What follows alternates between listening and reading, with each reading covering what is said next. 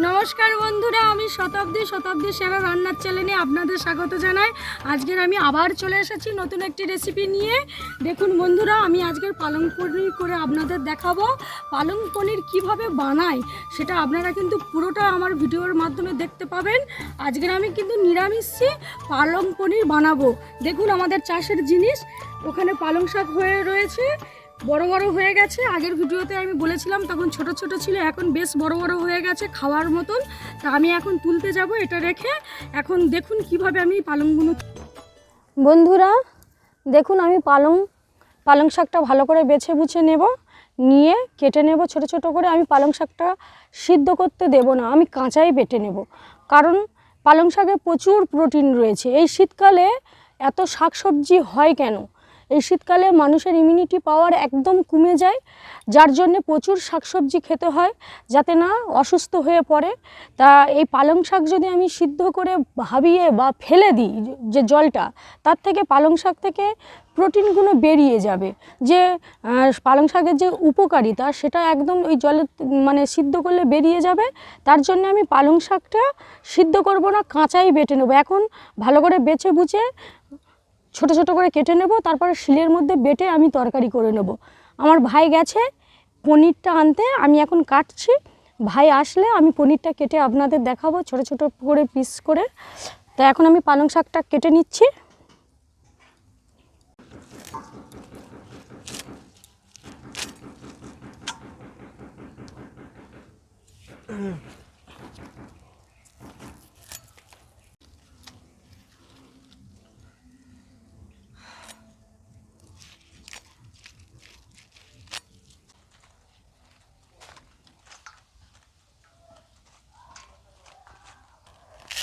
ধনেপাতাগুলো আমি পালং শাকের মধ্যে কেটে দিচ্ছি, এটাও বেটে নেব, তাতে ভালো টেস্ট হবে বা গন্ধটা খুব ভালো আসবে।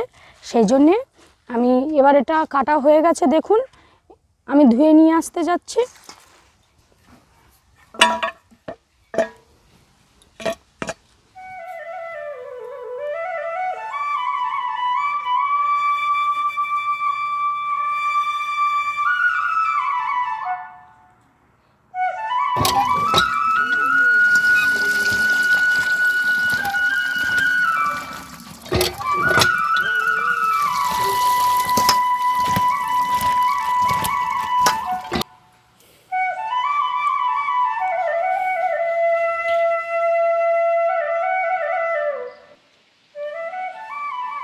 দেখুন বন্ধুরা, আমি পরিষ্কার করে ধুয়ে নিয়েছি। এবার আমি ভালো করে গিয়ে বেটে নেব শিলেতে।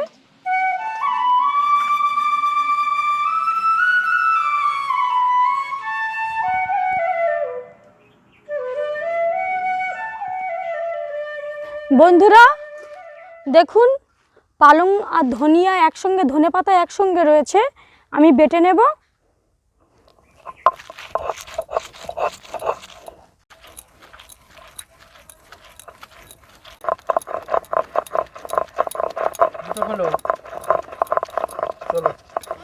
পনির নিয়ে চলে এসেছে বন্ধুরা।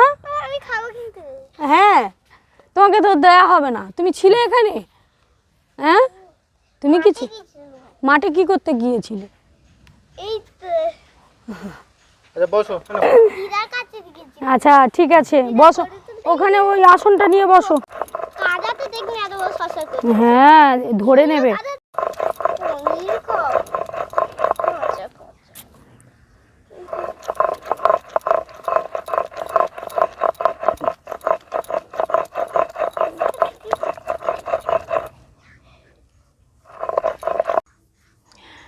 দেখুন বন্ধুরা, পালং আমি একদম বেটে নিয়েছি, কত সুন্দর দেখাচ্ছে। এটা কিন্তু সিদ্ধ করে বাটা নয়, আমি আগেও বলেছি এখনও বলছি, একদম সদ্য কাঁচা বেটে নিয়েছি ধনেপাতা আর পালং। আর একটা সুন্দর স্মেল বেরিয়েছে ধনেপাতা থেকে। পালংয়ের তো একটা সুন্দর স্মেল রয়েছে, আমার তো খুব ভালো লাগে পালংয়ের মানে স্মেলটা। তা আমি এবার বেটে নিয়েছি। আর যে মশলা দিয়ে আমি এই পালং পনিরটা করব,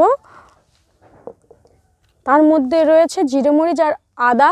এটা আমি বেটে নিয়ে বলবো কি কি মশলা আমি এই নিরামিষি পনিরটা করব, সেটা আপনাদের বলে দিচ্ছি। আগে আমি জিরে মরিচ আর আদাটা বেটে নেব।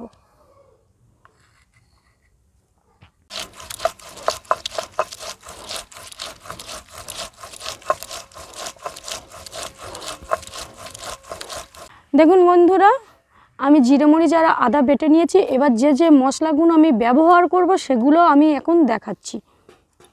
তেজপাতা, মটরশুঁটি, টমেটো, সাদা তেল, সর্ষের তেল, ফোড়নের জন্যে শুকনো লঙ্কা আর 5 ফোড়ন নিয়েছি, গুঁড়ো লঙ্কা, লবণ, হলুদ গুঁড়ো, জিরে মরিচ গুঁড়ো আর চিনি।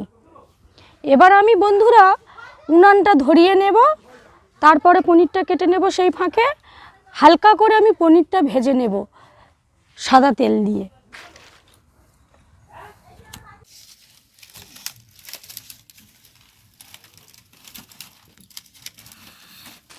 আমার উনুনটা ধরানো হয়ে গেছে। এবার আমি এই ফাঁকে পনিরটা কেটে নিচ্ছি। কড়া ততক্ষণ গরম হোক।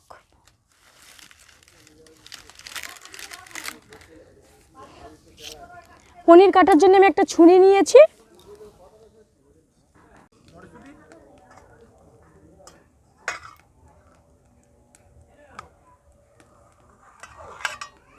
দেখুন বন্ধুরা, আমি ছোট ছোট করে পিস করে নিচ্ছি এইভাবে। দেখুন, এবার আমি কড়ার মধ্যে একটু তেল দিয়ে দেব। কড়া গরম হয়ে এসেছে। আমি সাদা তেল দিচ্ছি ভাজার জন্যে।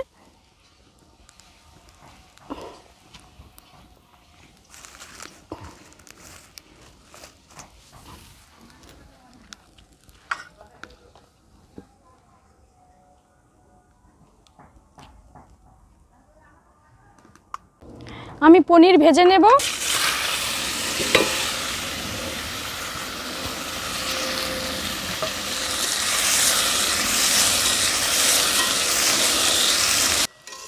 পনির ভাজা হয়ে গেছে, এবার তুলে নেব।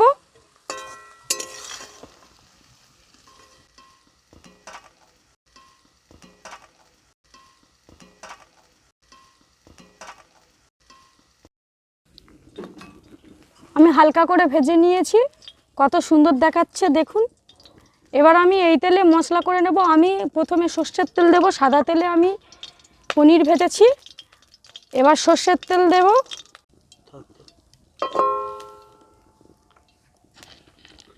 বন্ধুরা, আমি ফোড়নের জন্য শুকনো লঙ্কা দিয়ে দেব।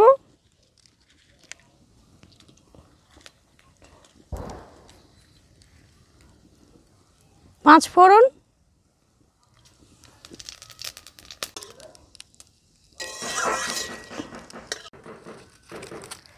তেজপাতা,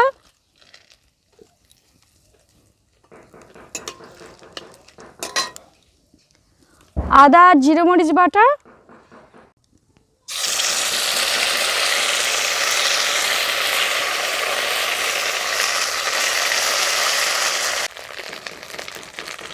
হলুদ গুঁড়ো,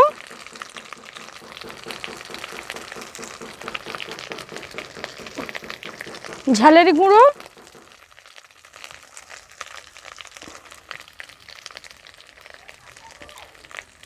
লবণ,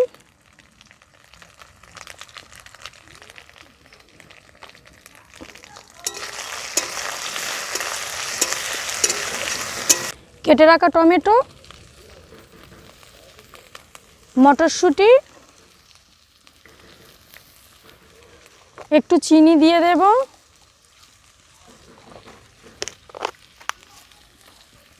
মশলাটা এইভাবে আমি তৈরি করে নেব সুন্দরভাবে। মশলা থেকে সুন্দর একটা স্মেল বেরিয়েছে। এবার আমি বেটে রাখা পালং আর ধনিয়া দিয়ে দিচ্ছি। প্রথমে একটু ভালো করে নেড়ে চেড়ে নেব, তারপরে জল দেব পরিমাণ মতো।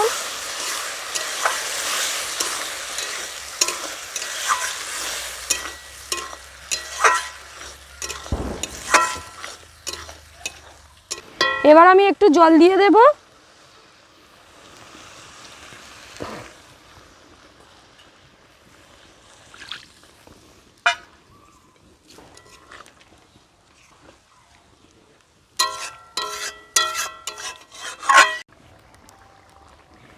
পনির দিয়ে দেবে এবার।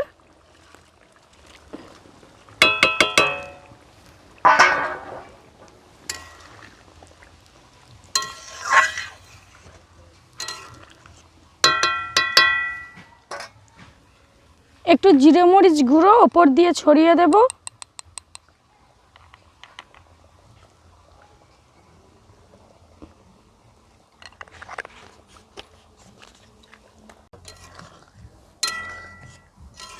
আমার পালং পনির একদম রেডি।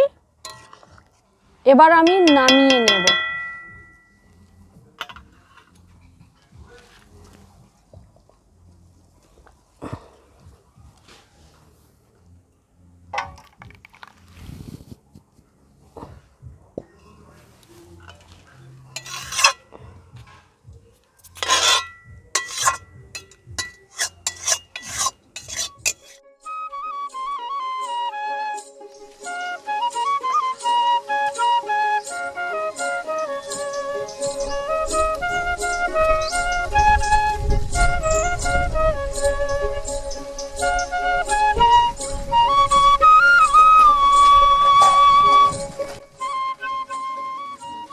দেখুন বন্ধুরা, পনিরটা কত সফট, কি সুন্দর।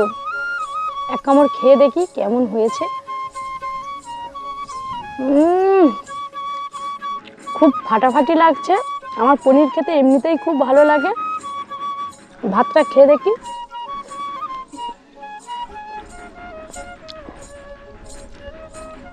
কি বলবো বন্ধুরা, আজকের তরকারিটা অসাধারণ হয়েছে। আমার তো খেতে খুব ভীষণ ভালো লাগছে। আপনারা এইভাবে ট্রাই করে দেখবেন বাড়িতে, এইভাবে রান্না করে দেখবেন কতটা ভালো লাগবে। আর এই পনিরের তরকারি শুধু ভাত নয়, রুটি, পরোটা, বিভিন্ন রকমের নান পুরি হয়, এইসব দিয়ে খেতে পারবেন, খুব ভালো লাগবে।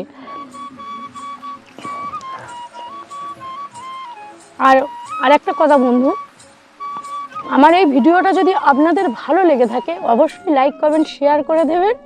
আর প্লিজ আমার চ্যানেলটা সাবস্ক্রাইব করতে ভুলবেন না। ফিরছি নতুন একটি ভিডিও নিয়ে। আজ তাহলে এই পর্যন্ত, টাটা।